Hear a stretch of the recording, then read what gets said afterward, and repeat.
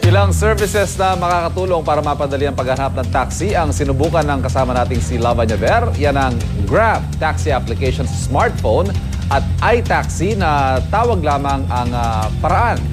Alin kaya ang naging mas mabilis at effective? Love, ano ang naging resulta? Tararan! At ang nagwagi, Ivan! Siyempre yung Grab taxi, no? Bakit? Kasi in a matter of parang wala pang 5 minutes, dumating na yung taxi, no? Ang ginawa lang ni Awi, nung ating researcher, ay pumasok lang siya doon sa application. Tinignan lang niya kung nag-register lang siya, syempre pa. At syempre, inalam na kung saan yung mga destinasyon, magkano yung malalaman mo, kung magkano yung pwede mong bayaran. Ayan, at syempre, aalamin din ng taxi kung saan yung pupuntahan mo. At the same time, ang maganda dyan, Ivan, dahil gamit mo nga ang phone mo, mabubura yung mga information, yung mga personal information mo doon sa Grab taxi, okay? Yung isa naman natin, Ivan, yung tinawagan naman natin sa hotline, naku, Ivan, natapos na kami dito, wala pa rin sumasagot doon sa ating hotline.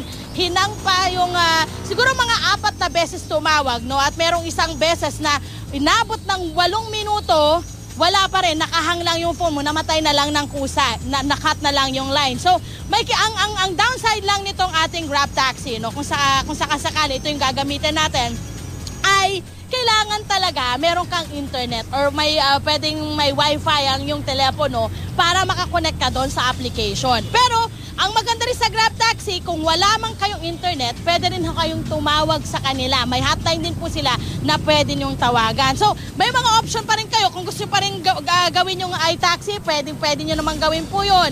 Siyempre pa, may yung sa may area po, ay ito yung mga benepisyo, unahin na natin.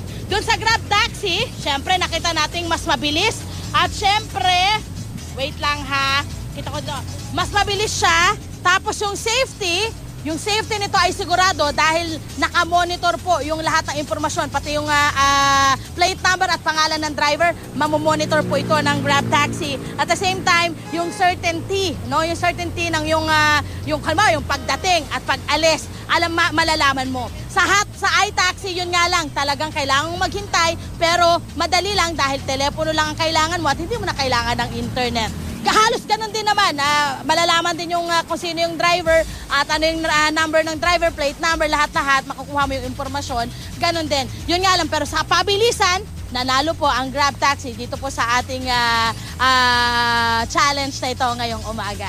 Yan muna, Ivan, balik sa'yo. Pagdating ng taxi dyan, magkano yung dagdag sa metro niya, sa flag down? Okay, sa flag down rate, aside from the flag down rate ng taxi mismo, meron kang charge na babayaran doon sa Grab taxi na 70 pesos. 70, okay? 70. Pero yun nga, ang kasiguruhan doon, na nakita naman natin, yes, 70 pesos po yan. Kada trip. Hindi na magdadagdag yun, kada trip.